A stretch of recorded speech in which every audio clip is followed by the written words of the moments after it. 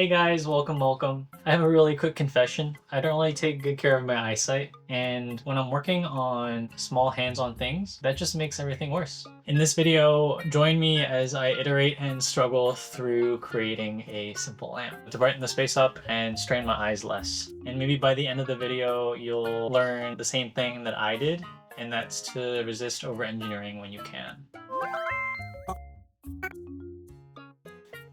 Alright. For this project, I really wanted to focus on the design process and less on the electronic parts running it, so the list is very simple. We got an LED, a battery, and a battery charging module, along with the switch and a couple resistors to control how bright the LED is. Now that I figured out what the lamp is going to contain, I can start working on the form. And I want to preface this by saying I'm not the best at drawing, so when you look at my sketches, please don't be too mean in the comments.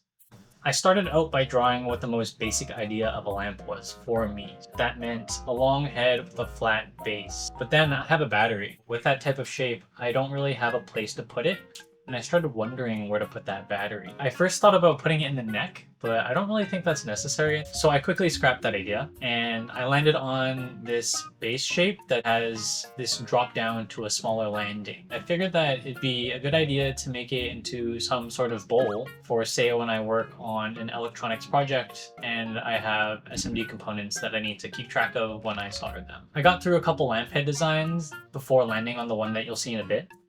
After a lot of CAD, I ended up with 4 different pieces. We got the base itself, the base lid, the lamp neck, and the lamp head. So let's work our way from bottom to top, starting with the base. The battery charging module actually has no mounting holes, so I was wondering how I would place it while also holding it tight. I saw this video where somebody tried to mount a circuit without holes. What they did is they used a compliance mechanism. It actually makes way for the circuit when you're putting it in, but once it's actually placed, it'll snap back and keep it snug even if you move it around. And I actually had a lot of iterations where that compliance mechanism was a bit too tough to shift around, and it would take a lot of effort to get the circuit out. But I dialed it in, shrunk the compliance mechanism a bit, and I think it's in a really good place now. The power switch actually has a compliant mechanism itself. It made it really easy to just plop it in place and not worry about fastening it in another way. Next, the battery sits and lives right on top of the charging module in the container. And what I realized after printing a couple of prototypes is that there's not enough of a vertical gap between the battery and the charging module. And that's necessary because the charging module can get pretty hot when it's pulling current for the battery and the LED. And if it gets to those temperatures, I want to make sure that it's able to dissipate it without possibly making the battery catch on fire. This brings me to point number 1. Don't be afraid to print something just to make sure that it feels, acts, or looks the way you want it to. Moving on to the next design decision. The base lid and the base itself were originally supposed to be joined together with screws. I printed a couple pieces to test the screw tolerances. When I tried to join the 2 pieces together, they were extremely tight. And what I realized is that I can use this to my advantage. I actually went back into CAD and added a little bit of an offset just so that I could remove the top piece from the bottom if I wanted to.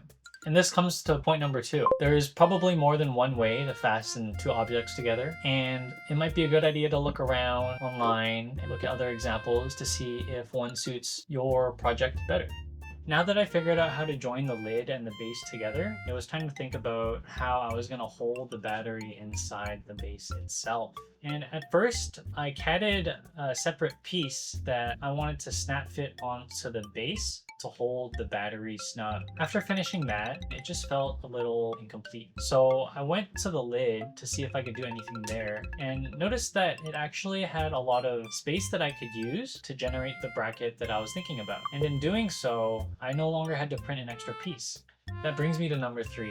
Aiming to bring your part count down can lead to better design decisions and can help with the assembly process as well. When I was done with the base, it was time to move on to the lamp head and neck. One of the concerns I had was that it was very long, and I was wondering if it would even fit in the print bed. So then I thought about ways I could make it without 3D printing. What things that I have around my house that I could replace it with. After some thought, I remembered I have some leftover metal straws I used for a previous craft project, and decided to use that as a replacement for the neck. I think it's better in a couple ways. It has a slimmer profile that I think matches the lamp's scale better. Functionally, it's a lot stronger than a 3D printed alternative, even if the 3D printed alternative was thicker. And in using this straw as the neck instead, I had to worry less about how I was going to print the head. And this brings me to point number 4. I don't think everything has to be 3D printed. A lot of makers put things into 3D prints to make it better than it will ever be. And I think that's the point. Now we're done with the form work, and all that there's left to do is the electronics. Off camera, I was testing the LED's brightness using a potentiometer and landed on a resistance value on that potentiometer of 1 ohm. Now I didn't have any 1 ohm resistors, so I just put a couple 10 ohm resistors in parallel and came up with this resistance here. It's not 1 ohms, but it's close enough. With this resistance and with this voltage, I see a current draw of 200 milliamps.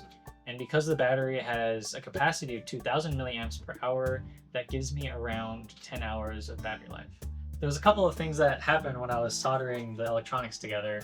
First of all, the wire coming out of the neck and into the base for me to solder was a bit too short.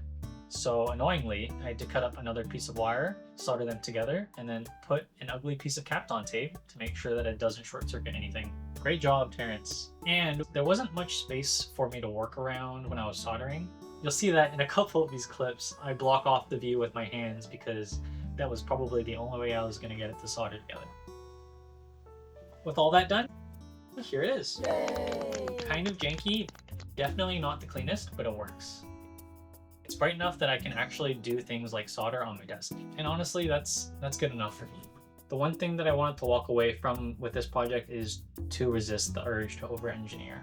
I didn't need a 3D printed neck when I had a metal straw to do a better job. And I didn't need extra screws when I could just snap fit pieces together.